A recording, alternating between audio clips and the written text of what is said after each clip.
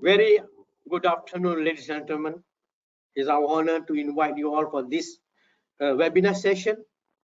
I think the skill play a very important role to create employability among the workers. With the current COVID-19 pandemic, more and more people need skills to improve their living standard. And today we are very lucky to discuss on today's webinar titled Digital Upskilling. Is your workforce ready? And we have two distinguished guests today. Okay, Miss Salika Suksuwan and also Hsern. Okay, so they will discuss with us more about upskilling and so on. Without further ado, I hand over to Miss Salika. Hand over to you, Miss Salika. Good afternoon, everyone. Salam sejahtera. Thank you for joining us today. We will be spending the next 2 hours with you talking about digital upskilling of our workforce. But before that, let us introduce ourselves. If we could go to the first slide. So I am going to be with you together with my colleague, Hsern. Yeah. So I'm Salika. I'm the director in clients and markets with PLWS Malaysia. And prior to taking up this role in clients and markets, I've spent the last 24 years in human resources, and out of which 16 years were with PLWS, and in the last 5 years I was the head of human capital before moving on to my current role. And together with me, Hsern. Hsern is our head of PLWS's academy, and he's also leading the Future Skills program in PLWS Malaysia and Vietnam. And this is a core initiative for Rakyat PLWS and driven by Hsern and his team, ongoing currently. And we will share with you the journey today on how we started and where we are today. Yeah, and you can see from the photos on the screen, this is, Hsern and I, our journey in the firm. You can see that we have been together through many chapters in the firm, right? And we've been colleagues for many years. And what I would like to draw your attention to is the photo in the middle, where you see a banner that says Future Skills. Yeah, so that's the topic of our discussion today, Future Skills launch of PLWS Malaysia and our journey. So in that photo in the middle, you can see our friends actually from CIMB who asked whether they could join us at this launch event. And we said, okay. At first, Hsern was quite nervous, but we said can, because we want to also share our journey so that together as employer group, we will be able to upskill Rakyat Malaysia in the workforce. So it's not just about doing this for the firm, but I'm happy to share, and so Hsern, and that's why we said yes to the MPC's invitation today. And we are sharing our journey with the intention of trying to get all the other employers also to come along in the upskilling journey of our workforce. Yeah, if we could go to the next screen, please, Sakina. Sakina is trying to navigate the slides for us today. So you see this, right? Like, I'm quite how to say 24 years experience. I'm not new, right? Hsern is like a lot younger, but many of you in the crowd hopefully today also understand this world, the then world, right? And if we reflect on the past, right, would you have thought years back, would you have thought that one day in the future you swipe right and then you meet the man of your dreams? I wouldn't have imagined at that time, right? Or would you have thought then, the world that we started, that one day actually the taxi comes to our house, and not taxi stand, but we use a phone to call a taxi. So we didn't expect that the world will be where it is today, right? So likewise, and that was blast from the past, we actually don't have a crystal ball, and we really don't know actually what lies ahead, right? Where I don't know, and all of us are projecting ahead, upskilling our workforce and ourselves along the way, right? There are a lot of uncertainties, but if there was one certainty that we know today, the certainty is we need to upskill. We need to learn new skills, right? So that we will be prepared for a world that's different. And if you can go to the next slide, the different world actually is not new, right? In the next slide, you will see, right? If we bring you to the world of, say, PWC in the next slide, Sakina, would you like to go to the next slide, please? Yeah, so the gray world that I started, PricewaterhouseCoopers, 22 letters. Now it's a colorful world with 3 letters. I used to start with Lotus Notes. Now it's Google. We actually have evolved. We may not realize it, but a lot of changes have happened. And in the next slide, you will see that we also, many of us started, Sakina, the next slide, please. In the world where we were surrounded by paper. So if you grew up in HR like me, right?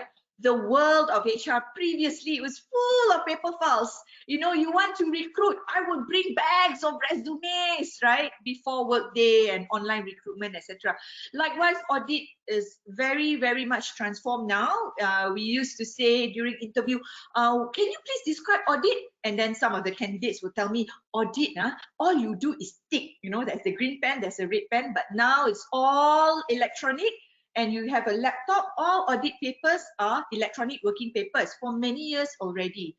So likewise, when we look at what's coming now, right now, in the next slide, Sakina, please. Okay, we also need to adjust to the pandemic. And what it has brought to us is a new normal in the workplace, which nobody prepared for. Our upskilling journey, when Hsern started Future Skills, we didn't know that a virus will come, right? And we have to adjust to a new normal. And what does that mean, adjusting to a new normal? The next slide will tell you that, oh, suddenly, in the next slide, please, Sakina, people are looking at maybe in the new normal, only 2 days I come to work, or 2 days I work at home. So we have to quickly adapt to this, and that also has an implication in terms of how we want to upskill our workforce, right? It has to come at a much greater speed than what we were planning for in the past. Sakina, next slide, please. Okay, so if we could summarize where we are right now, you know, we were busy in 2020 responding to the crisis. We want to just make sure we can pay our people, you know, in HR. We can onboard people, right? And how would you have anticipated that one day you need to onboard people who are not in the office?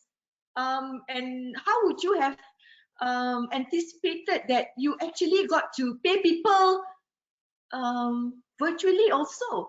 And you also need to run career roundtables and performance review in a group, but you're actually not together, right? So all this was last year, right? Trying to continue to survive, right? To run our operations. And there was a lot of, issues to get, related to employee well-being, etc., right? Post-crisis, like what I showed just now, people are not wanting to go back like before, where they work in the office a lot of the time. So we will have to revisit that, right? So what it means working flexibly, right? We have to upskill our workforce as well to be able to function effectively working remotely. But what we will focus on today is transforming the workforce for the future, right? Optimization of technology and really upskilling our people to understand new technologies, to know what Alteryx mean, what Power BI mean, how do you use robotic process automation to make your work faster, quicker, and more efficient, right? And how can you upskill yourself? And this is what we will focus on today. And Hsern will go through how we started a citizen-led approach that is more focused on how we want to solve real problems at work. Okay, but before that, to set context, many people ask me, oh, tomorrow you're going to speak, are you going to talk about this upskilling, WEFP, upskilling report. Okay lah, since there was the ask. Next slide. Can also lah. But this report, so many pages, I'm not going to talk about it in this session. You can download, go to my LinkedIn. The report is there. Sila baca. But I will give you a sneak preview on what it is about today. So can we have the video to give you an overview of the report? Sakina, video please.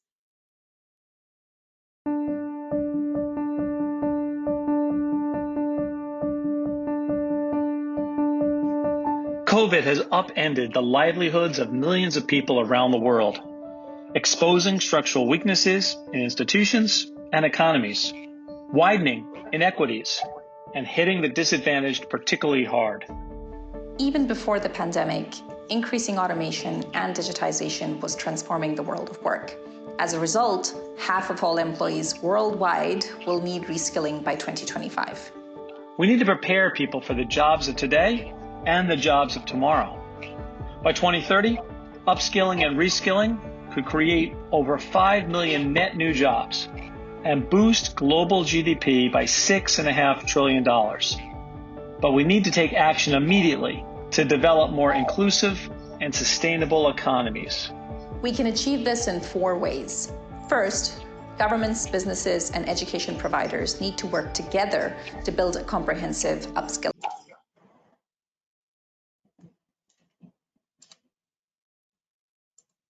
Oh, I think the video stopped halfway. Sakina?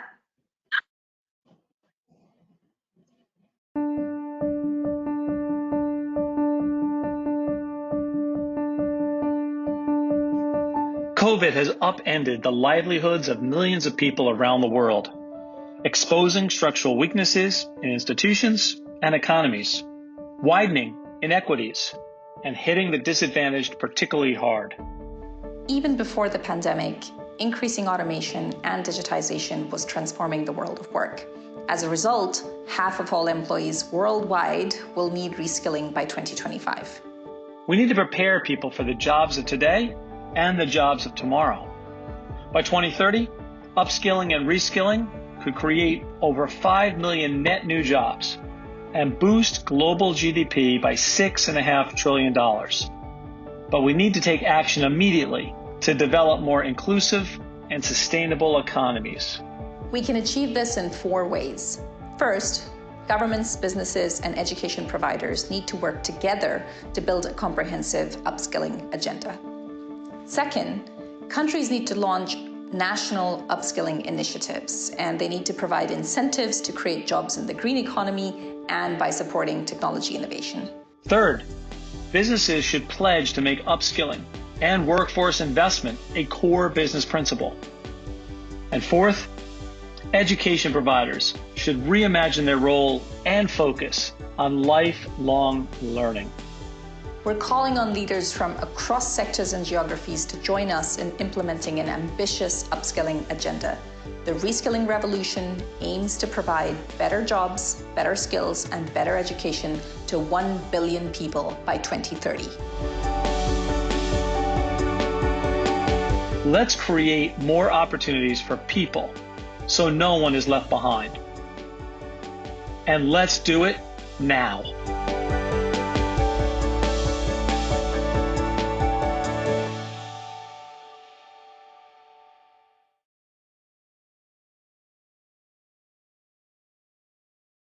So that's an overview of the upskilling report. I would encourage, if you are interested to understand it better, you can download and read the report at your own time, yeah? But I will try to summarize some of the report recommendations in the next page. Sakina, please. And also in the next page, I will set a context of how it's relevant to us in Malaysia, right? So what are our key challenges in Malaysia, right? We are lagging behind, actually. And I think the government is looking at having a roadmap, a 4IR roadmap, and a digital blueprint as well. But we are, compared to our peers, we need to really catch up. Yeah, we are quite far behind. And you know that there are a lot of issues, infrastructure issues, etc., right, that we are facing in Malaysia.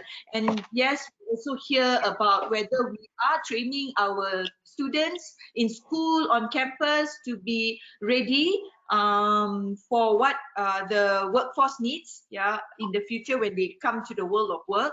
So these are some of our key challenges. Actually, the challenges are so many, right? I just picked 3 on the slide here to say these are some of the key challenges, and that's extracted from MDEC report, right, and the World Bank report. The next part is closer to our seminar today. It's on our shared prosperity vision, yeah, 2030.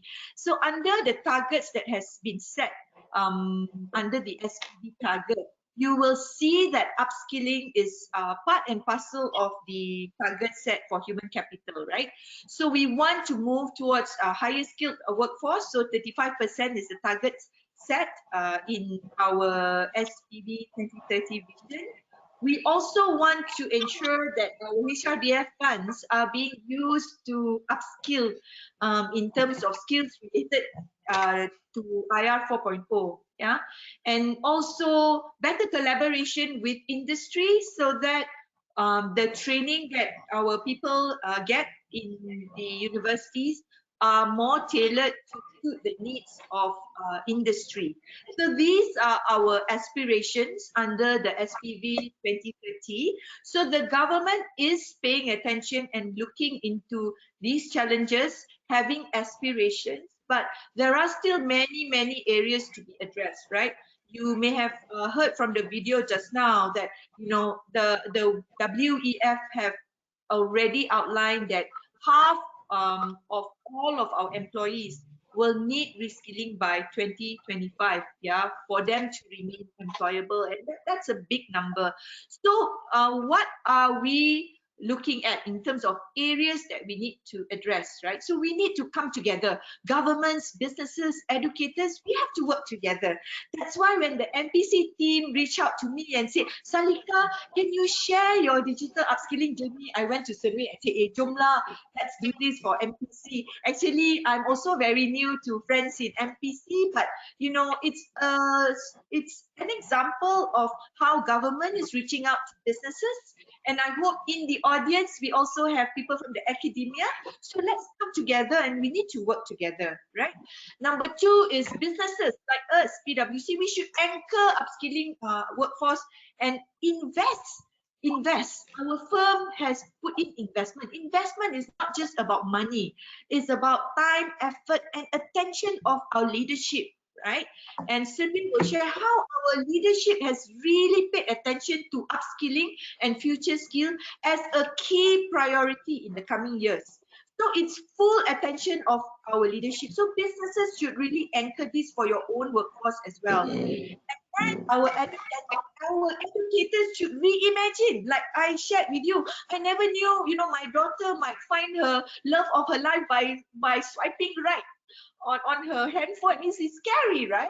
But that's today, not even tomorrow. So educators need to reimagine, you know, how education is going to be. And in PwC, we learn about snackable learning, you know, just in time, just for me, and you know, as and when I need it, right? Personalized, for example. So it's going to really change. And then public sector, the policy makers need to also be in touch, right? We need to get public sector policy makers to really be on board. The last point, digital divide, closest to my heart. Closest to my heart. In December, I went back to Kampong when we could go interstate, and I realized that my Kampong kids, they have had the longest holiday, school holiday in 2020. There's no online learning. There's no connectivity. I have to sit under the durian tree to have maxis. But luckily, no need to climb the tree lah. So the digital divide is so real. It's an area we need to look at as well. So as you can see on this one page, right? So many areas to be addressed.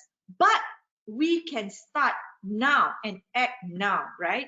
And in the next page, you can see, right? What do we mean by acting now, starting now, right?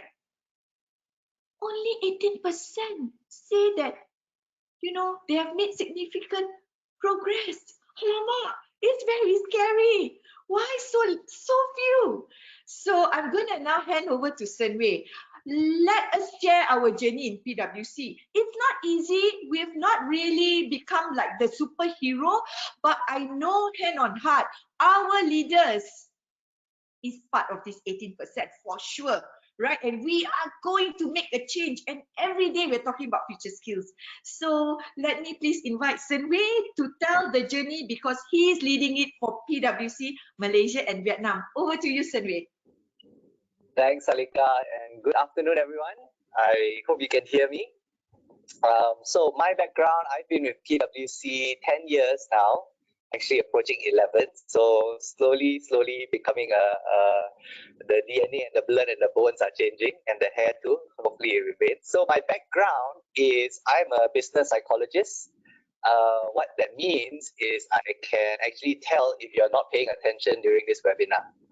Not really. Okay, so business psychologists basically understand how people think and behave in a business context, right? And then try to help organizations do better, I guess, from the human perspective. So I've been very fascinated by this whole idea of upskilling and how people grow. So one issue of our time now is that in this chart you will see the rate in which technology is innovating and changing is much faster than our ability to adapt, right? So one way I like to illustrate this is if you imagine you're driving a car and you're accelerating. While you're accelerating, you don't actually feel very comfortable. You know, you have a bit of adrenaline going, you are paying attention, you're a bit more on the edge. And then once you reach a top speed, depending what your top speed is, let's say your top speed is 100 kilometers, you know, within the speed limit and all that, and then you kind of, okay, I maintain this speed, right? The age in which we're living in now is an age of acceleration, where we are constantly, like the technology is going faster than us. And that feeling can be very comfortable for people. So we're in a situation now where even if you open up the newspaper tomorrow, someone will be talking about upskilling. Talk to any organization, upskilling is big on their agenda. But what does it actually mean, right? And how do we actually make it happen? And then what I hope to talk today, right? So one of the reasons this is happening, and one of the how it's happening, actually can be brought about by a medical analogy, right, called half-life. So the next slide. How many of you have heard of this thing, the half-life of a drug, right? So if you take the Panadol, the half-life of a Panadol is 90 minutes. So after 90 minutes, half of the Panadol has left your body and is no longer effective. So apparently there is the half-life of skills as well. Skills used to last about 20 to 30 years. But now the half-life of skills is 2.5 years. The next slide. And that's especially true because of the technology skills, right? Things are moving so fast. I'm talking to a programmer on my team, and they're saying they didn't even go into their program, the software, for a year. And now all the updates have made it a completely new UI and interface, and they need to relearn everything again. So the age of having a degree, your one degree at the start of your career, and that lasting your whole journey and your working life is long gone. Really, honestly, it is long gone. We are in the midst of upskilling our own people with completely new skills. Someone might have come in with an accounting degree, but now they're leaving with a lot of digital skills, right? And the human skills. So next slide. So how ready are Malaysians to face this digital world? So we did a survey in 2020 during the MCO, or I think it was CMCO by then. And we asked this question to Malaysians, right? And some interesting stats that came out, right? That actually 85% of people who responded to us said that they would learn a new skill or completely retrain in order to improve their employability. 93 would accept the opportunity. So what we saw here was very interesting that, among Malaysians, there was a recognition that if skills were given to them, if training was given to them, they would accept it. One interesting stat that is not here is that while 85% tell us that they would completely retrain and improve their future employability, only 49% believe it's their responsibility to do so themselves. So repeat that, right? 85% say, yes, if you give me the chance, I will do it, of course. Right? I'm sure all of you on the call would say the same, right? And then only half said that, oh yeah, but it's not my responsibility. It's probably my employer. They're not really giving me the chance to do so. So what we see here is actually another divide that's going to come up. So we talked about the digital divide, right? That's, some people have internet access, some people don't. The ones who do slowly have a lot more opportunities, a lot more learning, a lot more ways to connect, and those who don't get left behind. But the other divide that's going to emerge because of what we're seeing in the world today is the motivational divide. Are you able to continuously learn and relearn when you're no longer in school, when you're no longer at home with your parents telling you you have to learn and study, what you're going to study, are you going to finish your degree, how's your score? And that is another big divide that's going to emerge in society, right? And this has implications for organizations and country, right? Whenever we talk to organizations about upskilling, they often pause halfway and they say, oh, okay, this, one of my challenges is I have a lot of the content, right? There are vendors who provide content to me, I have good relationships, we have these expertise in the organization. But how do I change people's mindset to want them to change? And that is the challenge, right? That motivational divide. How do you create that sense of people wanting to learn and relearn? Okay. So next slide. So how do we do it? How do you upskill? Is it amazing content? And there's just so much online, right? I recently just downloaded an app called Grasshopper, which teaches me to code every day. It's just like 5-10 minutes every day. I have Coursera. I got an email the other day to say, hey, do you want to have an annual membership with Coursera? And you can take any Coursera course for like few hundred dollars. I was like, wow, that's a good deal. And so on and so forth, right? Many organizations here subscribe to LinkedIn Learning, to HBR. You might have your own portals. But is that enough? Is it great training? And my background is training and learning development. I love training. But is it that, if we provide one training a month for everyone or more or less, however you see fit, is that going to change your organization? Or is it that app, right? We've all got this killer app ready to launch and take over the world. But is it that, right? And actually, my view is that all these things are great. All these things are important. But it goes beyond that, right? It's not in any of these single areas that you're going to see a big change, right? So what then does it take, right? So next slide. Okay, yeah, so okay, to bring it to life, I'm going to give you 3 analogies, right? So the first picture on the top, which is more important? Getting married, the wedding, or the marriage? Is it the wedding day or your marriage journey? Okay. One time I asked this, and then someone said neither. So I don't know whether the guy is still married. But so at the risk of my wife being angry, actually I would say that the marriage is more important than the wedding day, no matter how great it was, how many tears were shed on the wedding day, how moving everyone was there. It's so exciting, but it's the marriage that counts, right? When you're looking back on your life, did we have a good marriage, right? So upskilling is a bit like that, right? Are we treating it like a wedding? We all have this big event coming up that's going to change everything. Or are we actually seeing it like a marriage, right? It's the up and downs, it's the convincing stakeholders is there's the difficulty in bringing it to life, right? So that's the first. So where are we spending our time? Are we spending our time on wedding organizers, or are we spending our time as on making the marriage work? The second analogy I want to give is, how do you grow crops? How do you grow things in the natural world? One approach is you could take a basket in that small picture that I hope you can see, but you could take a basket, take the seeds out, walk into the field, throw to the right, throw to the left, come back the next day, and hope something grows. Something might grow, or something might not. One patch might grow, or but the whole field won't.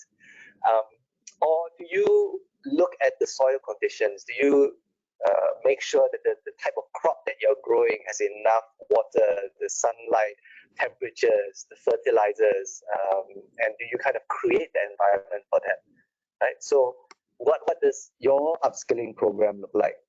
Is it one, okay, you read something very good, maybe one of your leaders has read something on blockchain, right? And then they say to you, okay, I want a blockchain training tomorrow, right? Is that the way that happens? Sorry, could you go back to the previous slide? Right. So what does your upskilling program look like? And upskilling programs that are effective are actually intentional, right? It's how you plant and grow things. The third is, where does learning actually happen, right? Does it happen in the classroom? And we are big believers of classroom. Internally, we have over 600 training sessions a year, and that remained the same even during COVID, right? All run virtually. But where does learning actually happen, right? Does it happen in the classroom, or does it happen when you experience and you apply it, right? And I think one of the perspectives on upskilling is that it needs to have the mindset of application and how it's being used in day-to-day and in the real world. So the next slide is what we call, or what we like to think as the building blocks for upskilling. And it's more than training, it's more than digital skills, and it looks beyond that, right? Because the truth is, if you want to learn any skill, anyone on this call today, if you want to learn any skill, you do not need anyone to help you. You literally could go to YouTube. If I gave you 100 ringgit, even better, right? But for free, let's say for free, you could go on YouTube, you could search online, you could find a free course. I think Google has this thing where they put up free academic journals and some free programs as well. You literally could do that, right? So the question is, if that's the case, why are more people doing it, right? You might have made something free in your organization, but why aren't more people using it? Skills Future, one of the initiatives in Singapore, which is very holistic, very all-encompassing, driven at the top level. They have a Skills Futures board and all of that. So is the answer giving people money? So every Singaporean gets a certain amount of credit which you can use for learning. And I was just reading an article the other day that only about 20% of the population have used it. So it's very obvious that the real challenge we're facing is not really about the content, which is in abundance, but in how we view upskilling and how do we design it as on an organizational level. So the first building block on the left is about assessing current and future needs. So as I talk through this, maybe you can think about your organization and think about where are you now? Have you done those things? And you can use it as a bit of a reflection point, right? So the first step is in assessing current and future business needs. So do you have an understanding of what are some of the future workforce possibilities, skills, business models that your organization is going into? And do you have an understanding of where are you now? And then the question is, if you do, is where should you start, right? It's a matter of prioritizing. It's a choice. It's a trade-offs, right, which you need to decide. So that's first. Have you have that understanding of future business needs, and as a result, what are the skills that are needed? The second is, as an organization, it's really important to have a future-proof skill strategy. So I don't mean curriculum strategy. I'm a L&D person, learning development person. So I'm all about the curriculum. But is the learning, the future-proof skill strategy part of the business strategy, right? Is it aligned with what the business outcome? Is there a blueprint? Is the learning plan and skills plan aligned to that? The third is laying the cultural foundation, right? And I think this is the one that a lot of people talk about, but often don't try to target, right? Every time we have a conversation with a client, they talk about, how to change the culture, the mindset, and then the outcome, as in the intervention, is often training, right? And so it's really important to also think about how do you create a cultural shift within an organization, and how do you inspire a citizen-led approach, something Salika mentioned. I'll talk more about that. Citizen means the rakyat, your people. How do you get them excited about something? The fourth is implementing upskilling. Of course, I think most of us here would probably be pretty good at that, right? You have the training in place, you have an L&D team in place, but it also goes beyond that, right? When you implement upskilling, is there incentives that you've talked about? Are there performance? Is it embedded in that?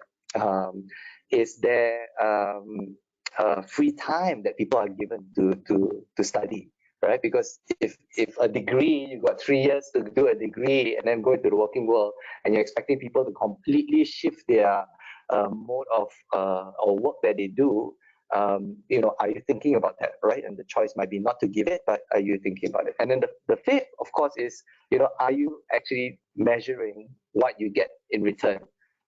There's often, as an L&D professional and fellow L&D professionals, you would often hear this kind of, we debate this for days on, but we can't really measure it, and it's very hard to measure. We've made some attempts. I can share with you later.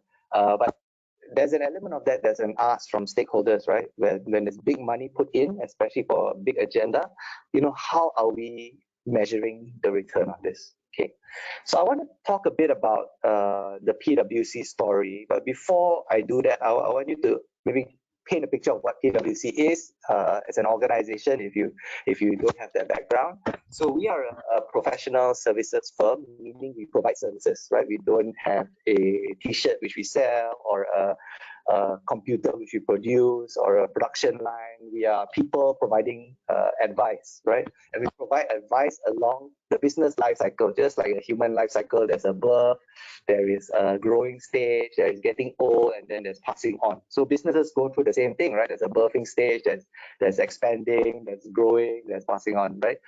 And our people provide services along that whole chain, right? So tax advice to people who are looking to expand, mergers and acquisitions, advising on that, winding up a business, right? That. So for the longest time, our 3,000 people in Malaysia, we would have experts in digital in the business. So we would have a data team, we would have an AI team, and these would be the technical experts, where when we go to talk to clients, they would come along and provide their expertise. But one of the things that we started to realize was that actually, even if you're talking about tax, even if you're talking about a financial statement, in this day and age, as if you're an advisor and you're unable to talk about the digital implications of tax, of financial statements of the merger, actually we're not serving our clients to the best that we can. And so our story really started with this idea that we needed now for everyone, not just the super users, super experts, but we needed everyone to up their game digitally, right?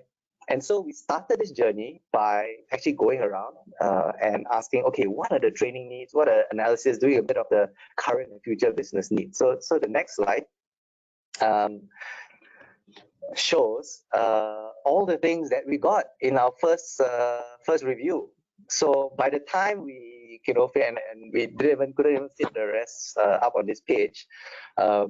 So what we realized very quickly was that even if we spend every day of the year training people, would it lead to an organization that is digitally upskilled?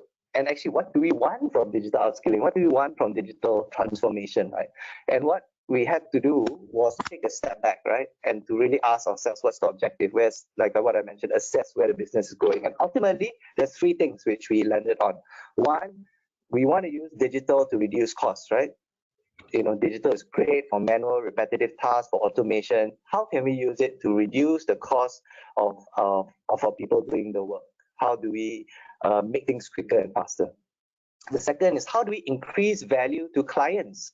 So if we were giving people a 100-page report, right? Could that report be shown in a different format, in a dashboard, for example? So how do we use digital to add value to delight clients, right? And the third was, how do we get our workforce to be future-proof? How do we prepare them for this new future that's coming, where there's a lot more demand around digital, where even when we talk to clients, we need to be able to have a broader view of what digital means. So we landed on that. And then when we saw those three objectives, and then we went back to the list of all the things that were requested to be run, we realized that it's never going to happen, right? Even if we had all of these things, we did produce that. And so that kind of informed our approach, which I'll share in the next slide. Okay, this is another way we like to show it as well, where when we ask ourselves, what does it take to achieve this? Sometimes the simple answer is, let's have a workshop, right? But underneath it, there's so many other things, and it's something that on the journey we went on. So for example, as we started to upskill people more and more, we needed to think about the career framework, right? So formally, a tax associate is a tax associate who becomes a tax senior associate, who becomes a tax manager. Now, this tax associate has an advanced certificate in robotics process automation and is worth 2 times externally, right? So that whole model changes, right? You can't be stuck to the same career model. It needs to be rethought. So these are some of the things how does performance management drive behavior? What kind of goals do we need to set for people? What kind of initiatives do we need to do on the job to make sure there was application? All right, so next slide. So this is a wordy slide, but it sort of nicely buckets, I feel, the 3 areas which we found were critical to our approach. And as I kind of share through this, maybe you can also think about your own organization and where you're at, right? So I gave the context earlier that for us, we needed everyone. It wasn't for us a pilot we were going to do for one small group. This was the mandate that we needed to do it for everyone, right? So there's 3 stages to that. The first is that, how do we create organizational-wide awareness? In some conversations we had with people on the ground, they were very candid. They said, you know what, I'm doing my work, I'm a high performer, I'm getting good performance ratings, I'm still getting promoted. Yeah, I know digital is critical, but yeah, it's fine. I'll just continue doing what I do, right? So one of the problem statements we wanted to tackle was, how do we create this sense of digital is important, digital is coming, digital matters to you, get on board with digital. And so that was our organizational-wide awareness, and we had multiple angles, right, which we approached this. We had a digital day or digital days. Actually, we ran it every quarter, and if we have a video that works later, we will show it. But if not, happy to share that launch video. And that digital day is sort of symbolic, right? It's the wedding. We wanted to show that we're getting married to digital, but it was the wedding day, right? We had speakers come in, there were booths, all the leaders were there. There was different activities, and it was really getting that sense of energy and excitement. But alongside that, we wanted people to assess where they are, get an understanding of where they are in terms of their digital understanding. So we had things like a digital fitness assessment, which I'll share a bit later. We had learning agility, because we defined that one of the reasons why we didn't call it digital skills and we call it future skills is because our core belief that digital is never going to reach its full potential unless it's combined with human skills, and both working together really is the thing that produces change, which is the goal, right? To produce change. So learning agility was a key element to that, right? And we also adapted some of the digital goals for the year for everyone alongside with comms. So if you can imagine, this is probably, if you were to think about how do you launch a program, that's what we did, right? We had lots of campaigns and communications around it. And this we started in 2019, right? But very quickly, after you do all this awareness and people have gone for the 4th coding talk and the 5th why data is important talk, it starts to get a bit like, okay, so what do we do, right? And also alongside that, we wanted to create this sense of how do we create wins? How do we create pain points that were solved within teams? That was our vision. It wasn't about, okay, let's find this person who's going to change the whole organization. We just wanted people to experience using digital tools to solve their pain points. So one example of this was a team member of mine. He went for a robotics process automation RPA talk. And then we had a conversation and challenged him to go and learn it up on himself. And so he did. And then he automated a process so we have to do course creation, right? So we have to create courses on our learning management system. It takes about half an hour because of all the fields you need to fill up. So he automated that, right? And we have over 600 a year, so it saved all that time.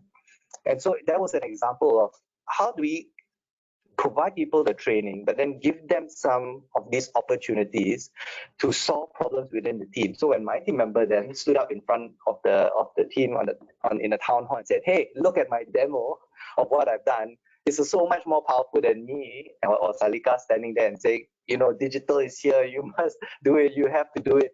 We wanted people on the ground to find early use cases and tackle pain points. Right? And then the final one, which is change agents, right? Because that's the dream, right? How do we get people to drive change within the organization? We selected, or actually with the citizen-led approach,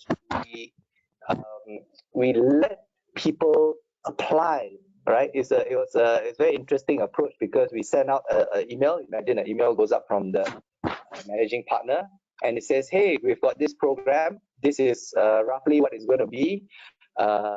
And it's probably not going to be very easy. You're going to be doing something new, but it's going to be something important. If you're interested to apply, click on this link and apply." And we were surprised. We got so many applications to come on. And a lot of the questions there wasn't about, do you have digital experience? Do you understand how to use data analytics, basics 1-to-1? It was literally, do you want to learn? Tell me your idea.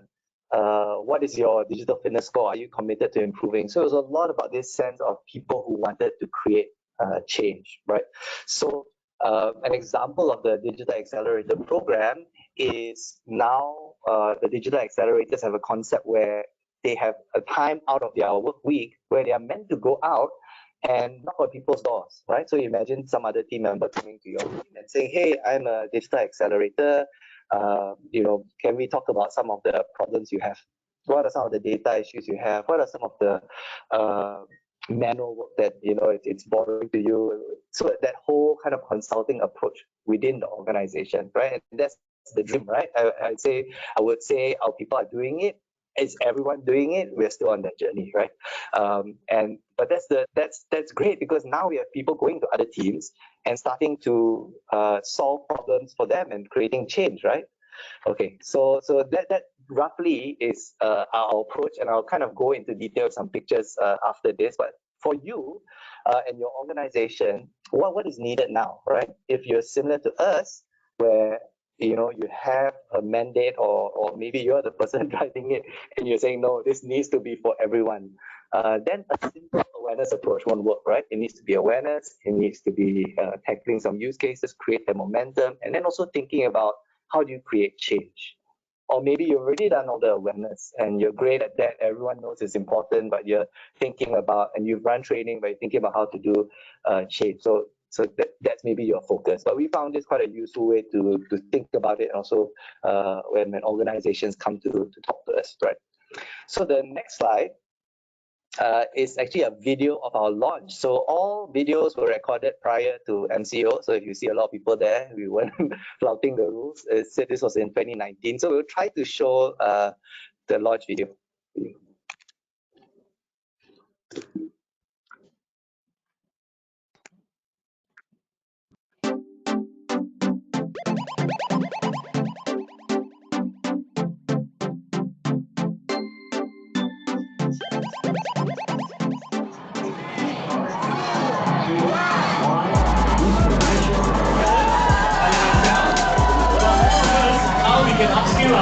using technology and using the digital tools that are available now.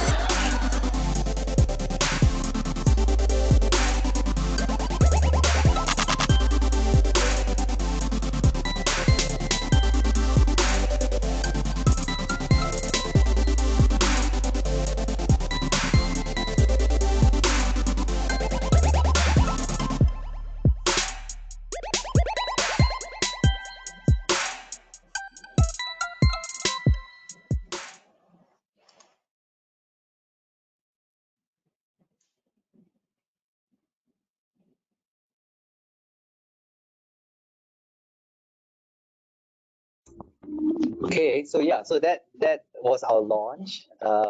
Like you imagine, was a wedding, right? It was an event, getting people excited. There was lots of competitive elements and introducing all the concepts. And importantly, like I mentioned earlier, giving people an opportunity to sign up, to find out more about the different initiatives that we had coming. The next slide kind of shows where we evolved, right? So as you know, once the COVID-19 came, we had to move all our activities virtual. And then part of that involved really rethinking how people would experience something like a digital day in a virtual format. So that's one of the screenshots we have there, where literally it's like a virtual treasure hunt where you go in and people could participate. Actually, we realized this worked even better because all our people who were not in the office and in all our other sites and in clients' offices could now participate in this. The other piece which I mentioned earlier was the digital fitness for the world. We like to call it DFA. We like acronyms, right? So, but DFA, Digital Fitness, was an app that we used. And the next slide kind of shows it. You can search for it on iTunes or Google Play Store. It's free until mid of this year. I think it's 31st July. But what it does is basically, we have all these workout plans, right? So when you use the digital fitness app, you get a score. And then it feeds you content, whether it's a video, whether it's a reading material, based on what you select, if you prefer something, and it also kind of learns your habits. And each week, you have, let's say, a 20 minutes, 30 minutes, up to you, how you choose, opportunity to learn and build your digital fitness. So one of the symbolic things we did within the organization was that all the senior leaders, the partners and the directors, all committed to get a score of 300 in our first year. And what was quite interesting and something that I told all of them is that this is not an app where you can pick it up just a month before your the end of the year and cram in 10 hours of digital fitness. It literally only allows you to do the fitness plan you chose. Obviously, you can up it to 60 minutes, but that's the most you can do. So it's literally, the whole idea is to create this learning habits that are continuous throughout the year. Right. So this was one of the things that we did. In terms of early use cases and pain points, what did it look like, right? So it was, if you can imagine, I think you would imagine the training part, right? You come into the classroom, you learn the tool. But the part that we also focused a lot on is how could you use things like design thinking, how could you use problem solving funnels to kind of identify the most pressing and meaningful problem, and then go through a sprint process taken from Agile to be able to then work on problems and then pitch it to your leaders. And this was important, that part, pitching to the leaders, because that was the part that got the leaders excited, right? Because, yeah, great, my people are going for training. Okay, yes, digital is important. But show a leader a problem in the team that this team member has started to solve, and my gosh, the excitement goes up, right? So this was a really key part of what we did. We wanted to create that sense of momentum, and this was an important part of it. Okay, the next slide.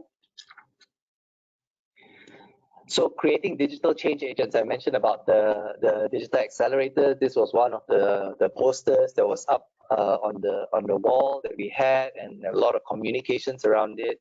But essentially, I want to elaborate more on what a citizen-led approach means. So PwC is good at the business-led innovation approach, right? Have a blueprint, drive towards that blueprint. Right, we had one blueprint, I think it's called 2020 something, right? So we have that blueprint and then we drive it. And how that usually works, and you might find it familiar in your organization, is okay, we've got this great key strategic initiative. Let's bring all the leaders together. Okay, all leaders, let's nominate someone from your team. Everyone gets nominated from the team, bring them in, let them know what they need to do, and then let them loose, right? And what usually happens there? The people who would always be responsible and do it and great would do it. Other people, why am I here in this initiative? I've got so much on. So there are challenges to that, the business-led approach, right? And what we realized was that when you're going through a big transformation, you really need to change behavior. You actually need both. You need a business-led approach because that's important. That's the direction of the business. But there's also, how could you get energy and excitement from the citizens? So there's a saying that we talk about, is that the small steps lead to big changes. So an example, right? So one of the people who've gone through our digital program created a workflow to automate one part of timesheet submission. So if you're in a professional service, environment, you're a lawyer, you're a consultant, one of the things you have to calculate your time. You have to measure your time and then put it into a timesheet so that it's accurate, right? Where are you spending your time? So someone created a workflow to automate that, and it saved on average 15 minutes of people's time. Not something the business would have put in their blueprint, right? Let's find an innovation that saves 15 minutes people's time. No way. But this citizen-led approach was something that was put on a platform, which I'll talk about, this whole idea of how do we share all this innovation. But it was put on a platform, and because this platform is accessible by people around the globe now, because more and more territories collaborate on it, it was run, I think the last count was 300,000 times. So 15 minutes, okay, great. Why are you spending so much time to save 15 minutes? But run 300,000 times because people need to do it either weekly or bi-weekly, right? So that's an example of how the small changes along with the big change both work hand in hand, right? So our digital accelerator program was a year long. In our first year, we launched it, and we really were. It was sort of a pilot and exploratory for us as well, and we were actually very surprised at the kind of results that they brought in, and the energy and the excitement. And so that led to the next year, and some ways in which we started to learn and improve was that, we realized that having to do this on pure creativity and energy and excitement without time being protected off was difficult, right? It was on top of people's daily work. So in the next cohort, then we adjusted it, right, to have people have their time blocked off for 2 months to go and learn and build subject matter expertise in digital areas, right? So that's an example of how, also learning from the program. We don't have all the answers, but it keeps getting better. The next slide. So how, I get this question a lot on how do we motivate our people? How do we get people to learn new digital skills? It's not the content that's the problem we have, Sedway. It's how do we get people to change? And I think it's important to understand there's two types of motivation. There's intrinsic motivation. It means it's internal. You're motivated yourself. Or there's extrinsic. I give you an example. If you love reading, you love reading your books and fiction or whatever, I don't need to do anything to motivate you to read a book. You're going to read a book. But for some people, they will only read a book if I pay them, right? Or use some other form of carrot or punishment, right? And so that person, in terms of reading books, is extrinsically motivated. They need something to push them, or they need something to entice them. So when it comes to digital skills, PLWC did a piece of research, a global research back in 2018, and not surprisingly, I guess, we found that people had different ways of being motivated to learn digital skills. There's a group that is intrinsically motivated, right? These are the people who are actually, you didn't even need to have a learning management system. You didn't even need to have LinkedIn Learning. They were learning anyway on their own. The citizen-led approach for us was really trying to harness this group. Can we find this group? Can we give them an even better platform and just let them loose, right? So that's intrinsically motivated. Then there's those who are motivated by status, right? And I think everyone has a bit of everything. But for example, okay, is this program going to help me get promoted? Is this program going to help me be more recognized? What do I get from this, right? Is it going to give me a better profile? And so that's another group that uses status. And then there's the third group, which, you know, if you follow how kind of that whole innovation happens, they probably are the ones who are not the early adopters, they're not the mass, they are the laggards, right? So they're motivated by risk avoidance, right? If I can do what I'm doing and I'm fine, then you know, just leave me be, right? You all go and do all these fancy new things, don't touch me.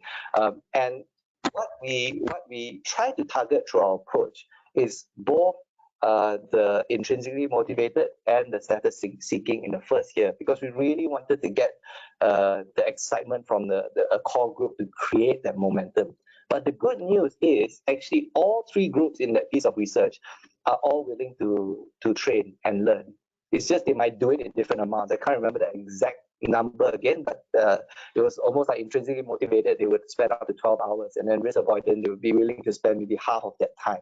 So they're still learning. It just needed a lot more guidance and needed a lot more support for that, right?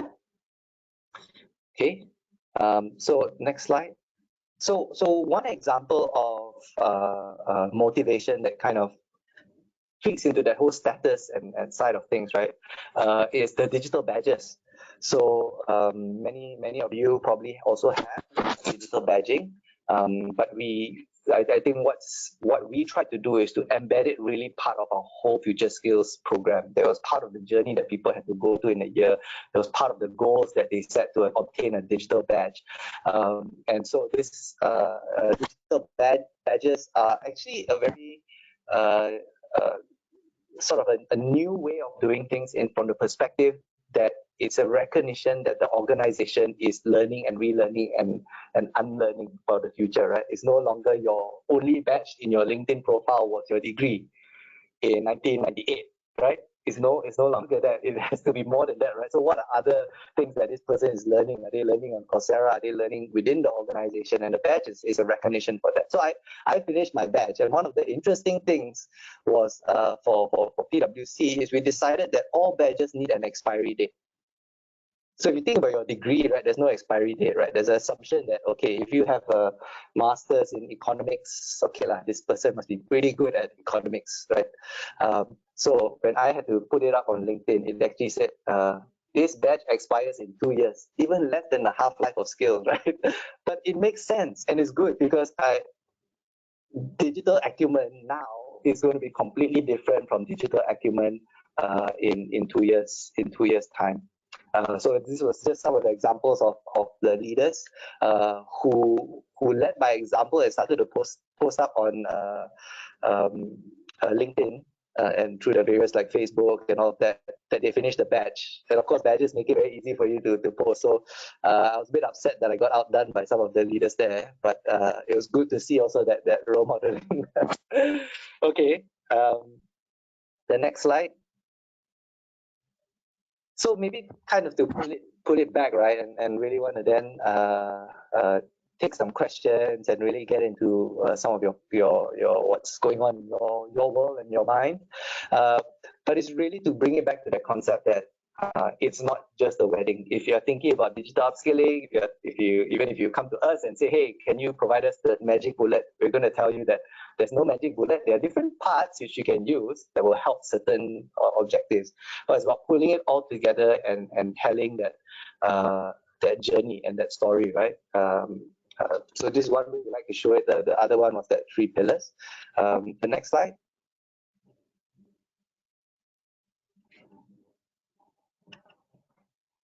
Next slide, please. Yep. Okay, so one of the things from an upskilling perspective for us is that very, very quickly, digital moves beyond learning and upskilling very quickly, right? And for us, in terms of PwC, when we're thinking about our own selves, digitizing ourselves, that there's a few kind of themes which make it easier for us to talk about it internally, right? One is building a place to learn. That's all the things I talked about. How do we have the learning assets that are right? How do we curate the content? How do we provide the tools? How do we kind of motivate and create this sense of excitement around learning digital? That's building a place to learn. But very fast, that moves beyond learning, right? So an example of that is as people become more and more digitally upskilled, and some of our accelerators are getting nano degrees in machine learning and AI, for example, right? And so as you do that, to feed the machine learning and AI algorithms, you need lots of data. So to have lots of data, then you need to think about actually how do we kind of think about our data in the organization. So how is the data processed? How clean is the data? Where does it go to? How do we get our clients involved? Are they interested? If we ask them for previous historic data, is there a need now for a chief data officer, for example, right? So very quickly, the learning, if it's done well, goes beyond the learning because it starts to impact the rest of the organization. So creating a place to learn was also a bit about that, right? Part of it is the programs that allow for application, but part of it is also tools, like literal tools where we can do a workflow, let's say a data wrangling or data visualization workflow, but could we do it in a way where our clients could be part of that journey and other people could be part of that journey and all done on the cloud, for example? That's what we term as the digital workbench, right? And how do we provide a place to share? Because very quickly after you do the upskilling, someone in your finance team might be putting together using RPA to automate one part of their work. And then someone else in operations is doing the exact same thing. And then someone in HR also had a bright idea, so they're doing that thing. And then someone, in the marketing team might be doing the thing. And pretty soon, what you realize is that if you're doing it at scale and you're doing well, you're going to have all these pockets of people creating innovation. But how do we get everyone to work together and also share and collaborate? And so part of that for us, apart from socially getting people together, was this whole idea of a digital lab. How could we create a platform where people could input all the workflows and scripts that they're doing, tag it accurately, put it together in themes, put it together in a workflow, so that the next person who comes in can actually search, oh, this has been done before. Okay, they can look at it and say, okay, it's not that great, it's good, or I can collaborate, right? So the digital lab was a key part of it as well. So just to bring it to life, here's two of our people who went through the first year journey, and what they did was, okay, they've done all the upskilling, they've done all the training, and they built a workflow, right? They needed to test journal entries, right? And they wanted to test the completeness of it. So they created a workflow. At a click of a button, they were able to automate it. One cool thing about all these technologies, they show you how much time you save, so it's extra satisfying. So okay, they saved a lot of time. But what is key then is they shared it on the platform, and then other people were able to download and use it for their own pieces of work, right? So that's an example of how it kind of all fits the learn, work, and share. Okay, the next slide.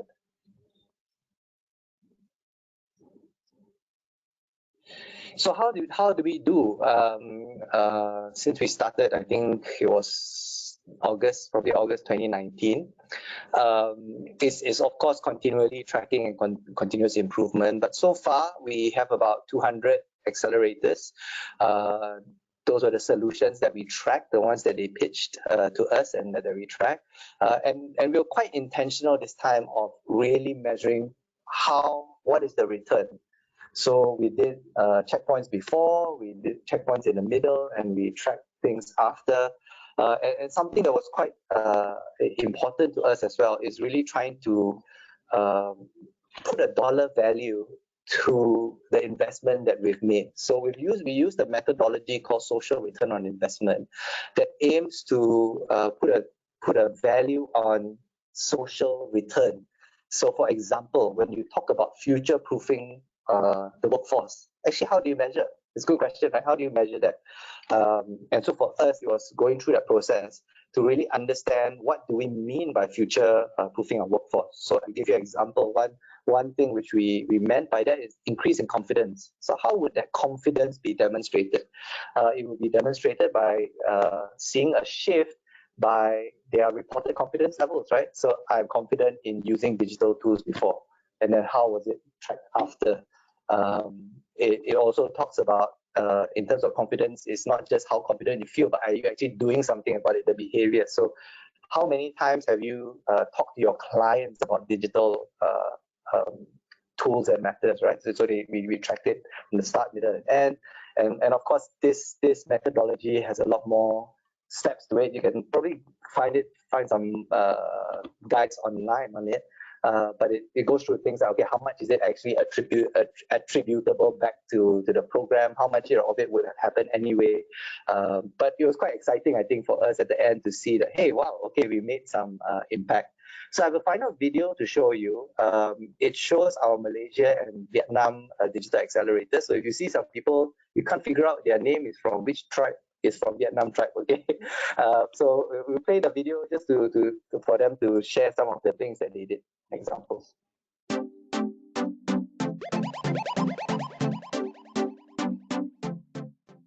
And this would help in maximizing the economic value of the company. For now, it only takes 2 working days turnaround time. This spot that we decided can be run by everyone in 2 minutes. With the new solution, we reduce the time to only few seconds. Roughly about 130 hours. So literally we cut it down to just 1.5. It saves about 80% of an employee's time. We create a bot that will automatically create form based on the engagement team input and send back to them for review. We can save about more than $1,000. It can now complete it in 3 minutes. In overall, we have saved about 1,300 hours in total on the automation project that we have carried out in this financial year.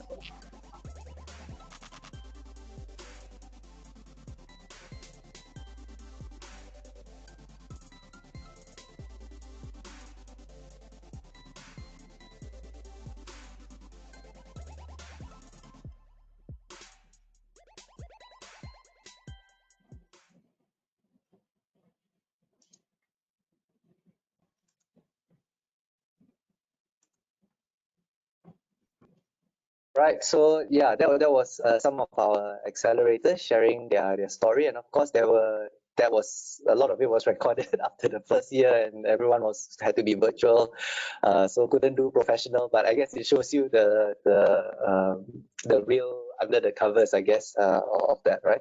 So the next slide.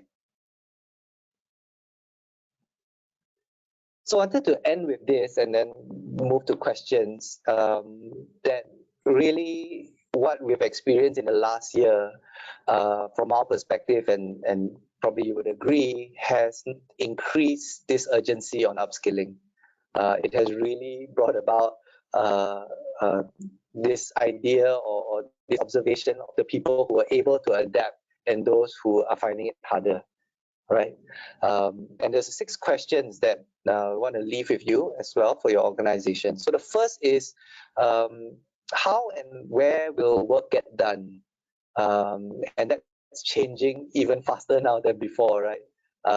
In terms of location, in terms of the technology that's being used. I think Salika gave the example of in the past, half of our payroll was also an element of had to be done face to face, but that's all been automated, right? So even the way things are being done have changed. Everything is completely done digitally now. And another example is I had a team member, or have a team member still with the team. So he was on a kind of 2-year contract from Taiwan, from PLWS Taiwan, right? And for the last few months, he's actually been working from Taiwan. And to be honest, I can't even tell the difference because everyone is virtual anyway. So that's really changing also the type of skills and opportunities that it gives for our people elsewhere. So it creates competition and also outside in, right? So that's one. How is that changing in your organization, and are you thinking about this? Two is, how ready is your workforce to deliver transformation? So we're all at a stage where revenue is under pressure. We have to do more with less. We have to get it done, and there's a lot of pressure from I think from the people that I speak to, and I think that's where the leaders have this kind of balancing act to do. On one hand, to make sure the lights stay on in the immediate term, but also recognizing that if we don't adapt and change and transform for the future, the lights might be on now, but it won't be on in the future. And whenever there's a transformation plan in place, that immediately creates a skills gap on an enterprise level, on an organization level, and that leads to question number 3, right? So then, as a result of your transformation plans, where are you lacking key skills in your business today, right? And have you identified those? The fourth is actually, if you talk from a learning perspective, whenever you have an experience, to fully capture the learning, you then need to think about, hey, actually, what have we learned from this? And the period that we've been through actually has produced a lot of learnings of what's possible and not possible, and people's behavior, right? So are you applying the learnings, or once all these SOPs are out, everything just goes back to normal and you haven't leveraged this new way of working?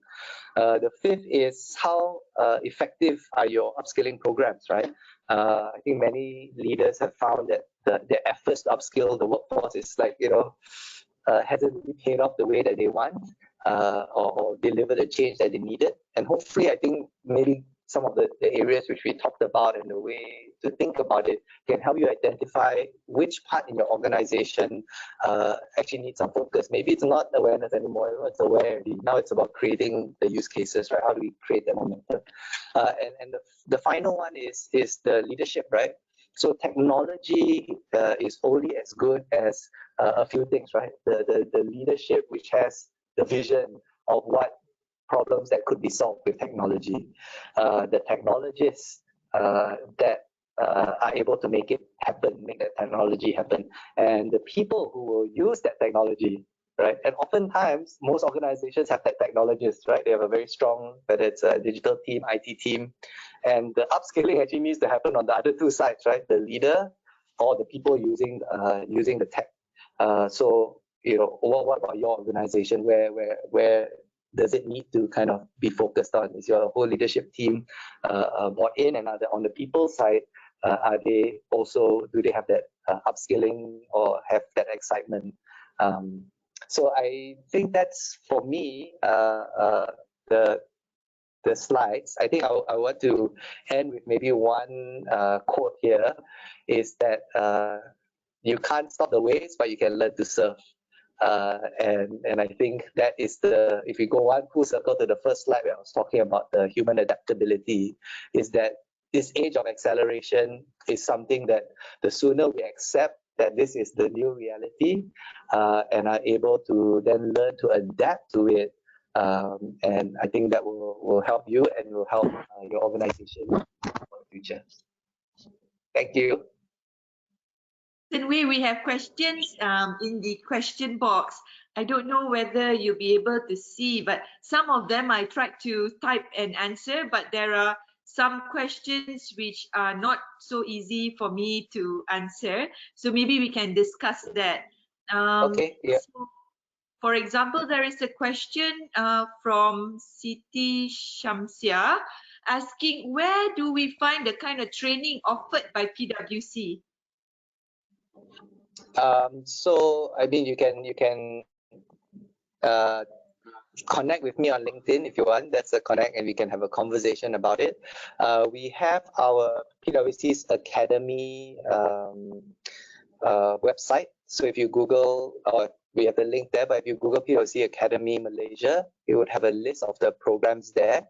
And I think actually in terms of training as in standalone training, your options are, I would say, limitless. Literally, if you spend the next 2 weeks just browsing content, you could never get to the last page on Google, right? So I would like to kind of just also pull back to say that the training is important. Identify the one that meets your needs, but also think about that journey.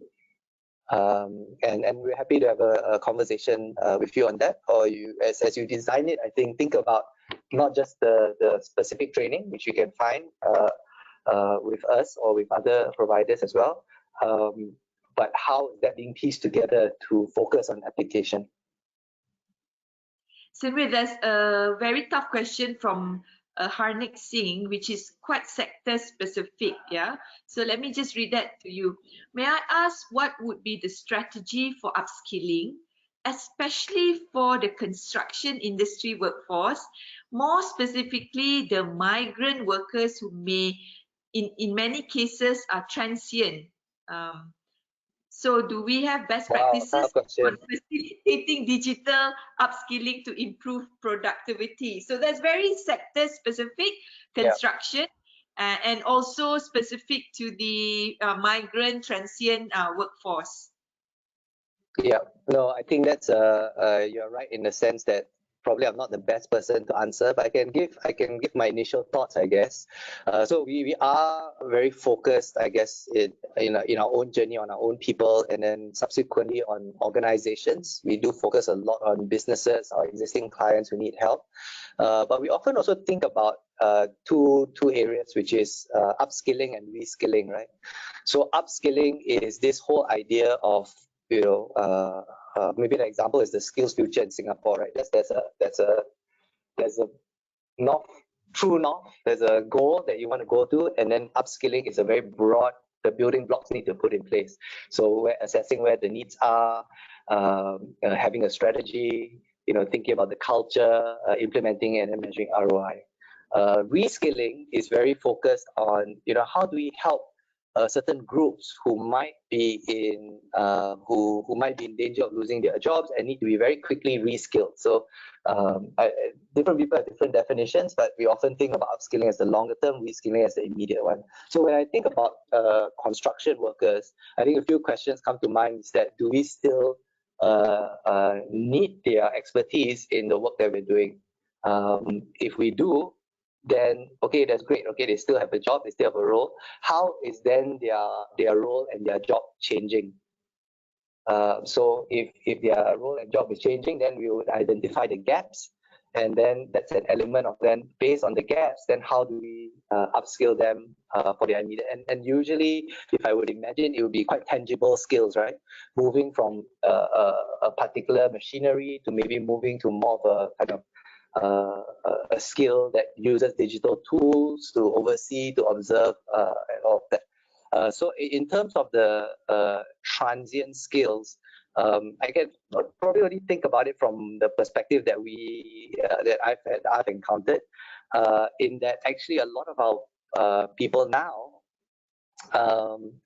are increasingly on this kind of gig kind of contingent workforce mode, right? So I mentioned the Taiwanese colleague which I had. So having to come in as a contingent, now he's kind of chartered the contingent worker, and he likes that flexibility. Like he requested for that, right, for the shift. So when it comes to construction, I'm not sure if that kind of applies. But yeah, I personally, I feel if they are moving to a different kind of skill, with the half-lives of skills really reducing anyway, the transient nature is part of the package. So I don't know, Salika, if you have any other points there. I have a comment from Imran, who used to be my comrade during his MDEC days. He made a comment on the construction sector. It depends on what level of digitalization the company has embarked on. At the basic level, the IBS or IIBS impacts the digital skills needed at the site operation level. Okay, I must confess, I really can't comment on that because I'm not a specialist in construction, but thank you, Imran, for chipping in with your point of view over there. Shall we move on to other questions, right? There's one more question here that is a simple question, but not as simple to answer. So this question is from Jasjit Kaur. There are so many resources out there. Where do we start, Senri? Where do we start? as you pointed out as well, you just Google and there's so many. So where do we start? Right. So I actually have a different answer for two groups, right? So if you're an organization, I would follow the building blocks which I shared, right? Because when you are upskilling on an enterprise level, organization level is very different. Because it needs to be aligned to the business strategy and to where it's heading, right? But as an individual, my take counterintuitively is that it actually doesn't matter as much where you start. The habit of learning and relearning actually is more important than the specific technology or the skill that you need to have, right? And I've often talked to people who get very caught up and spend maybe months kind of really strategizing on, okay, my career is going here, I need this skill and I need to go this, and often that stops them from even starting to learn a new skill. So I would say, if you do a broad scan and you think, hey, okay, AI is very interesting, then just start learning.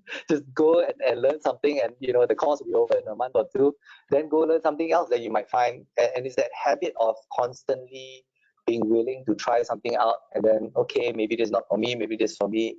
That matters more than the actual learning itself, which will be outdated anyway in 2.5 years. So the next question, Senway, is from Suraya, and this is your favorite topic, right, Senway? How does PwC manage human refusal on culture change? A lot of resistance that Senway faces as well in his day-to-day, in trying to manage this change of mindset and trying to get this as part of our culture. Yeah, you want to share a bit about it? So from the digital upskilling perspective, one of the rough maybe ratio or percentages that you can imagine for our approach is that for awareness, it was everyone. We targeted everyone, whether you liked it or not, whether you were resistant or not, whatever your mindset, everyone got the message, right? Digital, part of your goals and all of that, right? For the people who we brought onto the Digital Academy and for the digital accelerators, we took the citizen-led approach. So we wanted people to apply for it and self-select on. So what the kind of percentages we're thinking thought about is probably about 10 to 30% for the use cases and the action, and only about 1 to 2% for the accelerators, right? And one of the reasons for that is that trying to create change and mindset shift on an organizational level actually is quite difficult, because there's always going to be people who are resistant, and if you're not careful, you then end up so much time trying to convince the people why you need it. And what we found was a very powerful approach was to get those at the 1%, 2%, and the 10% to be the ones who are bringing the excitement, bringing the messages in. And it's also very important that we were fortunate, our managing partner then, our managing partner now, were both very supportive of this initiative and were driving it very hard, and not from a kind of what do you call it? I can't remember the word, but just not from a lip service perspective, but actually attending a lot of things, giving the comments, encouraging the fellow partners to come on. I think the other part of mindset shift is an approach we like to call bright spots. If you're familiar with this term, appreciative inquiry, this is a methodology. So it's based off that. It's the idea that where can you find within your organization people who are already doing the things that you want them to do for the wider organization, right? So an example is, no one in if let's say we take an organization X, right? So in organization X, no one likes to give coaching, no one likes to do real-time development, no one likes to do that. So that's always the general statement. But if you take a bright spot approach and really go on the ground and identify who are the people who, even amidst all the things that we say is very difficult to do in our organization because of mindset, because of culture, because of all the years. There are some people doing it. And what we actually did was we went to follow those people around. We literally, observe them in their day-to-day work, interview them, very specific kind of interview, not just how do you do coaching. It's like, when do you do coaching? How long does it last? What's the first sentence you say? What's the last sentence you say? So we went down to that kind of detail. And what that brought out was that there are people doing the behavior you want to be seen in your organization. And if you really understand how and why they're doing it, you can actually start to replicate it across the organization. So one of the things that we found was that, less about digital, I guess, this is the how do we create a culture where people are learning and relearning, right? Was that those people were doing what we call take fives, right? They were spending 5 minutes before and a meeting, 5 minutes after a presentation, asking their team questions, asking for feedback, trying to anticipate what some of the challenges that are coming up. So we took that approach and then kind of got everyone to say that, hey, let's all try to embrace Take 5. And because there were people who are already doing it and it works within the organization, it was, even to this day, the word Take 5 in PwC, which was we created at the, I remember a team member and I created in the Starbucks somewhere to prepare for a workshop. And to this day, it's something that's being used over and over again. And that has become a culture within PwC. So I guess what I'm saying is that there's no easy way. The first is focus on the few who are motivated and try to create excitement through them, through your different programs. And then people feel change, right? They see what's happening, then they feel, oh, actually it's possible. Like the guy from my team who did the RPA thing, he did something, people watched the demo and then they could feel like, oh wow, okay, this is serious. Like took 1 day, now took a few minutes, and then they are motivated to change. I think that's one. And then from a broader change management perspective is that really trying to understand people who are already doing the behavior that you want to see in your organization. What can you learn from that and how can you replicate that? And I just want to add one more point to Hsern Wei's point of view about culture change and resistant behavior, Suraya, is to keep the faith. We have to keep at it, keep the faith. We have to persevere. Sikit, sedikit, lama-lama akan jadi bukit.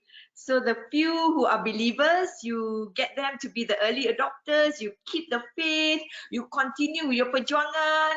After a while, you see more and more people coming on board, and then it will snowball and to the wider organization. So, some take many years. Some of my perjuangan in PwC has taken so many years. Sometimes God will help you, like flexible work perjuangan. Suddenly got virus, everybody got to work from home. Whether you believe or not, kena buat.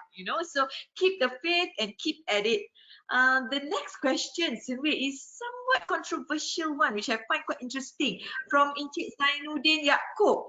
I see this digitalization as a seasonal topic. Once the pandemic is over, people might go back to the previous life etiquette, I think it means. How do you think this digital world will be sustained after the pandemic? Is this the flavor of the month or the year, or the flavor of the pandemic? After a while, people will forget about it, go back to normal life again. I think good point. I think if you're talking about ways of working, so working virtually, I think that there are some organizations. So my wife in her former life is a lawyer, and she tells me about some of the law firms where. And even now, I think actually before the MCO, most of them were back in the office already, right? And so I was kind of reflecting on it, and I was saying, why don't they digitize some of the documents, and then the court thing can do, virtually on the video. She say, no lah, cannot, when in litigation, right? You have to see the person's reaction, whether they took a deep breath or not, and all that. So there are some industries which I think find it harder to shift wholesale. And so I think from a ways of working perspective, I think there are many organizations who are going to go back to wanting their people to be in the office and from that perspective, right? But I think what the pandemic has done is that it has accelerated what is possible. So it's really given an idea to people like, oh, actually it's okay lah, you know, some meetings I don't need to drive down to this state for a half an hour meeting. Actually, let's just do a call. And that has really changed. I have to say, for me, I've experienced, not just for myself, different organizations, the willingness to do that has changed. I think in terms of like digital, in terms of disruption and change to business models, my perspective, I think it's here to stay, because and this is not just based off like my own view, it's based off what organizations are telling us. Because when we have conversations with people on upskilling, we first kind of really try to set it. Actually, how important is this agenda to your organization, right? Is this sort of, you want to do something, you want to like a pilot with a small group?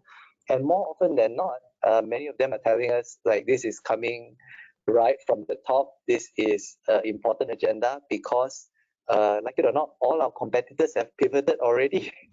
Everything has changed. Consumer behavior has changed. You just think about even banking, right? Or even the services that you're used to. It has changed how retail is also operating as well. Having to have more deliveries and being able to do all of that. So my perspective is I think that's to stay. And Encik Zainuddin, closer to home in my teams, those who have learned to automate things and make the turnaround time faster, quicker, asking them to go back to cara dulu, I don't think they want to, because they have found a better way. And those who have found bots to answer some basic question, I don't think they want to be the ones at the receiving end of the calls anymore, because the robot can do all the repetitive answering of questions that they might not be interested to do. So I think once we have embraced digital and see how it has improved our lives at work, it's hard to go back lah. I for one don't want to look at hard copy stuff anymore now. It's all digital. We send offer letters also, we have started to send digital. To go back to printing again hard copy, I think we will be hesitant lah. So that's in our organization. I can be sure that, you know, asking them to go and get hard copies and all that is like moving back in time. So people may not be willing. Yeah. Okay, moving on to the next question. Senway, can we help Saripah Sinas to guide her along? She says, our organization is just starting on digital upskilling for our staff. Could you please give some opinion on what training should we start with? I think it's important to identify where the business is going. So the upskilling building blocks, the first one is assess where your workforce is and the current gap. So I think that's an important place to start. I think you can't go wrong if you're saying you're just starting off to increase awareness. So that could look like you know, initiatives to broaden people's understanding of your industry in particular and how it's being impacted by digital, right? So simple things like awareness, like the digital fitness app, for example, is really giving people a broad view of what is happening with digital. But in order to really define which training you need, it's important to have that understanding of the assessing the workforce. And it could even be, you know, at a very broad level, right? If let's say your industry is finance, for example, like even online, there's a lot of point of view of, you know, what are the big shifts in the financial services or financial sector. So for us, I give you an example. We really focused in on the importance of data. Because for our organization, people deal with data, crunching data, delivering data, making sense of data. So the idea of data and analytics was really key for us. What does it mean to be able to massage data and use tools to do that? How do you visualize data in a different way? And how do you kind of automate data from various different points, right? Using things like robotics, process automation. And so I would then So ours was very focused because we knew that was the need. And once that basic was done, we then went on to some of the more advanced ones, right? So things like machine learning and AI. So there is sort of a hierarchy, if you like, in terms of digital skills. So I wouldn't go to the very advanced one straight away and start having lots of sessions on blockchain and how do you kind of do a blockchain contract and all that. So that probably is too far. I think start with awareness, use digital fitness, or even bring in speakers to talk about how changes in your industry, and then identify specific areas for training based on the gaps in the industry and your organization. Okay, so there's a gentleman, Raja Reza Aris, who asked many questions. Thank you for your questions. I've tried to respond to most of them, but there's this one question perhaps in way you want to help to elaborate on. So his ask is, what do you define as future skills? How do we define future skills? Okay, for us, it was quite simple actually. It was both digital and human skills. And digital, there was a slide I kind of showed where we went around asking what are some of the new technologies that will be needed in order to deliver the work now and also for the future, right? Where do you foresee some of these skill changes? And that's where I kind of showed a whole long list of skills. So that digital element of it, part of it, you would say as it's the skills of now, right? If you honestly think about it, you need it now. But part of it is also digital skills that we know we will need in the future. So a lot of our teams now, in their current day-to-day work, don't, for example, strictly speaking, need machine learning or AI skills, but it's a skill that we want to develop in their role for the future. So that's one. Another key part of future skills was the human skills portion. And actually this one, we really went around and debated for a long time because everyone we spoke to defined the human skill side of things very differently, right? So to one person, it might be that the human skill of the future is problem solving. Critical, right? And I think if you search some of the top 10 critical skills for the future, some might say it's that. Others will say, oh no, it's also problem solving, but it's also how you can communicate and build empathy and relationships. So we were getting all various sources. So we kind of like, okay, let's move back down to the principle. What do we really want to drive when we talk about future skills, which are going to be obsolete in a few years' time? And so that's where we landed that our big focus is around learning agility. So for us, it's two parts to it. One is the digital skills, and that's also defined a bit by the role of our people within an organization. Different people might have studied different digital skills they need to learn. But we very heavily emphasize the need for learning agility at the start. So how do we do that? We had an assessment which we got people to do, mainly just to raise awareness of, oh, there's this idea of learning agility and there's all these various components to it. So I give you an example at the digital day. I think when we did kind of assessment with all the people who attended, what we noticed was that the two areas which were probably the lowest was around this whole idea of experimentation and reflection. Right? People are go. Once you're done, move on to the next thing.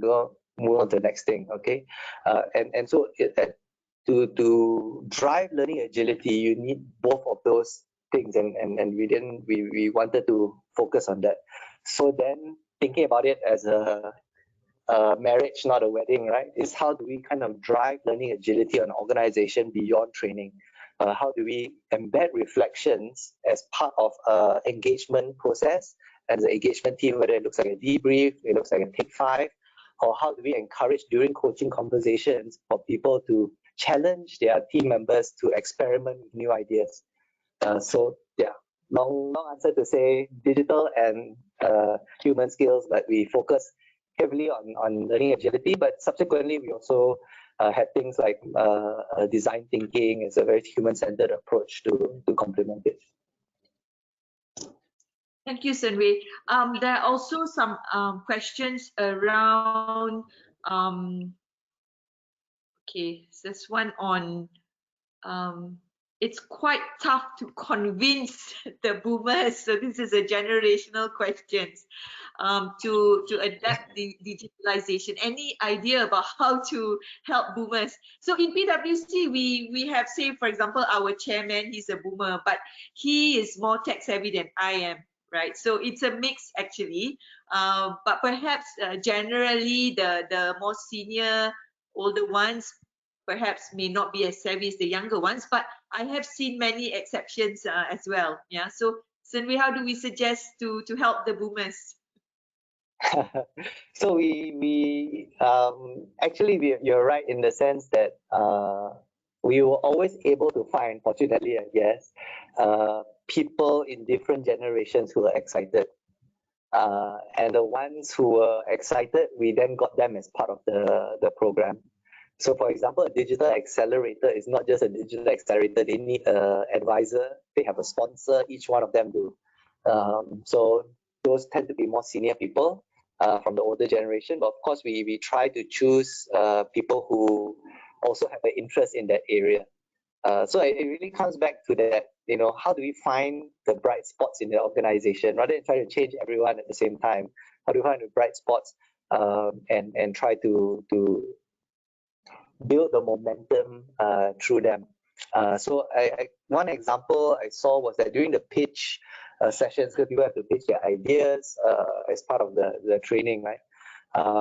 Is that our now managing partner was so excited with some of the initial ideas that then at the next management meeting, which we were there presenting, so he said, okay, I want all of you to go book your time and start going for all these pitch meetings. So one person who is for you can help to drive the others to like, oh, okay, wow, okay, it's not just something that all the young ones are doing. I better go and have a look as well.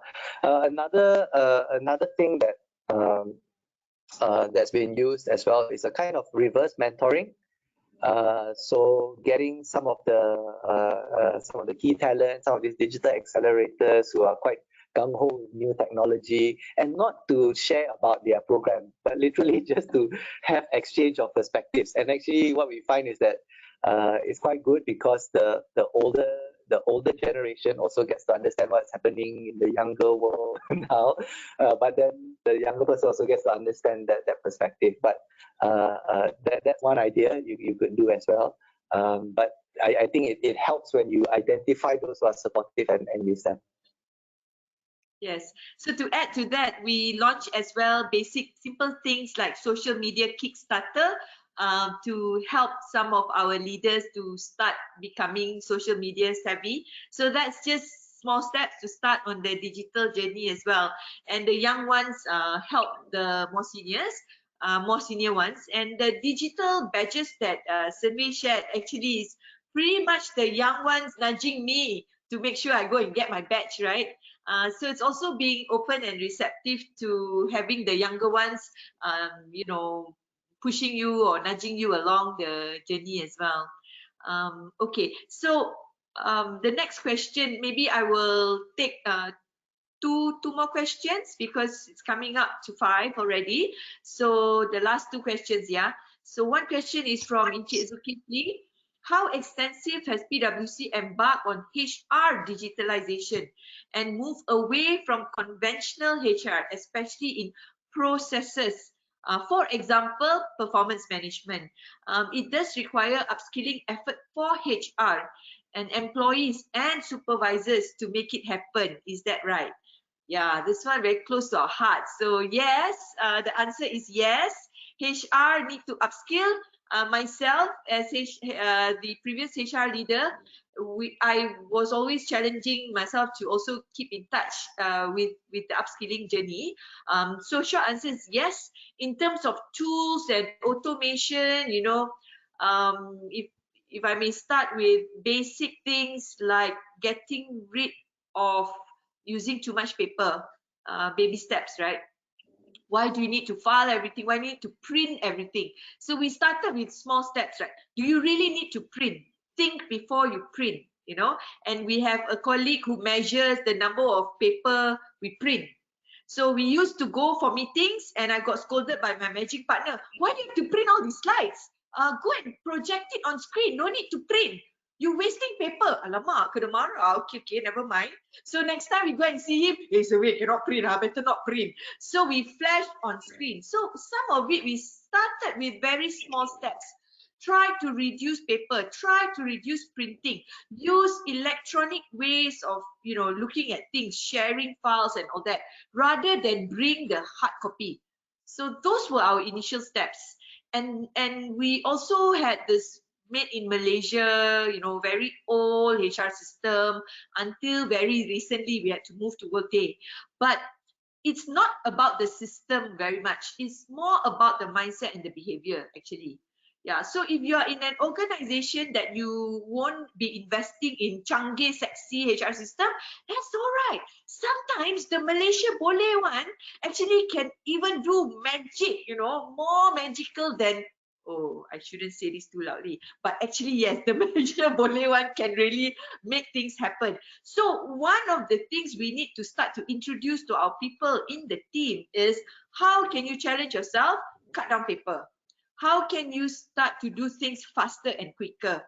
How can you use RPA? How can you try to use data visualization if you need to present statistics, for example? So these are some of the steps, right? And learn from the young ones. The young ones teach me a lot of things. Like just now, I couldn't send the file. Ayo, I went and asked a very young girl in my team, Meow, can you teach me how to do this MFT to go to send these slides to MPC? And then she will teach me. So as leaders, we can also show the way in having that humility to say, let's learn from each other. How can we do things better? So anything you want to add about HR and digitalization? I think that just two points to link back to what we shared earlier, is that Salika was also the digital accelerator advisor for human capital team when she was there, and so we also encouraged our people to be part of the overall program. So sometimes we do for others, but we don't do for ourselves, right? So we had about 3, if I'm not wrong, in the first year. And they had to pitch to Salika and myself on, some of the innovations that they were going to do. So that's one. Another thing which we did to try and increase the curiosity is, even at all the town halls and all of that, we would have a spot for digital. So someone sharing what they learned from their digital fitness app, someone sharing their RPA example, which I talked about, and we made digital a goal as well for HR. So at the minimum, people had to do like the digital fitness app. But one other option we actually gave people was to be a digital detective. Because one thing that's often kind of can be a danger if you're not careful is that with HR and L&D, we're very focused on our own, what we do, right, our process and all that, and not really understanding what is going on in the business. So we had about a team of about 4 people who had to go and analyze all our internal clients, what is their digital strategy, what's their structure, who are the key people in digital, what is the communications that they've been giving on digital out to clients and among themselves, and then they had to present back to our the HR HC, what we call HC team. So just an example of how all these small things, I think, lead to this idea of, okay, we need to we need to do something. And part of it is awareness, some of it is creating use cases, and part of it is also creating change agents within the HR or HC team. Suddenly, a very quick one. Some people have downloaded the digital fitness app, but what was the code? The code we showed on the slide, not just now. Okay. Yes, we did. Let me just. Sakina, can you turn to which page? So those who have downloaded digital slide 23. So it's learn all, LRNALL. Slide 23. Yeah. On top. 23. Yes. Okay. Yeah. Yeah. So this is the code for those who want to download digital fitness app. You have to use this invite code LRNALL. Okay. LRNALL. Have a go at it. It's awareness, but at least it tells you what are some of the new technologies that you need to be aware of. Yeah, and then they will give you some quiz as well, and then you know your digital fitness level. So I'm gonna take one more question, and then we need to bring this to a close. Okay, this is a tough question from Kim. Hsern Wei, have a go at it. Do you differentiate the measure of success or ROI on digital upskilling between digitization and digitization initiatives? Walao. Okay, let me repeat. Do you differentiate the measure of success or ROI on digital upskilling between digitization and digitization initiatives? Okay lah, in short, do we measure our ROI, and if yes, how lah? Yeah, okay, so we do. We measure it according to the 3 outcomes which we wanted to achieve. So the first, if you can recall, was reducing costs. So for each of the workflows or the automations that were created, simplistically, we tracked how long would it have taken you before, how long did it take you after, right? So that's one, in terms of the cost element.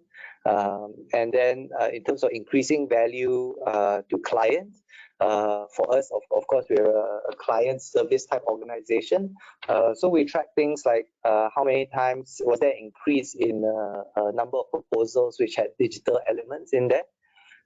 We tracked how many times people talk to their clients about digital. So some of these are self-report, right? So at the start, midpoint, what are the percentage shifts that we start to see among the digital accelerators? And then for future-proofing your workforce, it really depends how you define it. For us, a big part of it was around confidence. So when you talk about future-proofing, it's also a big topic, right? Like what do you mean by future-proofing, and what's the behavior you want to see from that? So for us, it was like, okay, if you are confident with these skills, which we have defined as future skills, and you are using the tools more, and you are talking to your clients more about it, that for us is a win. So we went through that process of defining what those are, and we tracked it before and after. So some are reports which are qualitative in the sense of or quantitative but more personal, like a self-report. Some are the harder measures, so literally how much time was saved, how many times is the application being run, and because it's on the digital lab, we're also able to track how many times it was downloaded, how many times it was reused and run after that. Okay, so I see many more questions, so I'm really sorry we are not able to address all of the questions, but the MPC team did say that they are able to reach out to you to send you the slides and the recording, and you can see the LinkedIn and the Twitter handles of both Hsern Wei and myself. So for you, if you feel we've not been able to address your questions, you can reach out to us, and we'll see how best we can have a one-to-one conversation or interaction with you. Okay, I really would like to say a big thank you for spending 2 full hours with Hsern Wei and I. We really appreciate all of you coming along and listening to us sharing our journey. This is a journey that both Hsern Wei and I feel very passionately about, and we are lucky in PwC that we have very supportive leader and a very encouraging culture of eager colleagues who want to learn. And I hope in all of your own space, within areas of your control and influence, you're able to at least influence some change, have some baby steps. You haven't started, and if you have started, do move along in the journey, and maybe we can share and learn from each other as well. Okay, so I wish all of you all the very best in upskilling your workforce, so that together, collectively, if all Malaysian employers do this, and if the government keep having this as a key focus for our country. And if the lecturers and the academia are all on board as well, collectively we can upskill rakyat Malaysia, and we will be relevant to take the country forward. And for IR, digital upskilling, we will be able to run with it and not be lagging behind compared to our peers anymore. Okay, so with that, Hsern Wei, can I invite you for any sepatah dua kata as well? No, thank you for the chance to share. It's always good to share. It also helps you reflect on all the things that have done and how much you've learned. I think the part that I will kind of leave with is that remember to get married and to last the marriage. Okay, it's more than just the wedding, and in the end, it's very fulfilling when you are able to make meaningful change. Right? I think that's what we want to see. So thank you, everyone, and all the best. Bye, everyone. Work on the marriage, not just the wedding. Bye.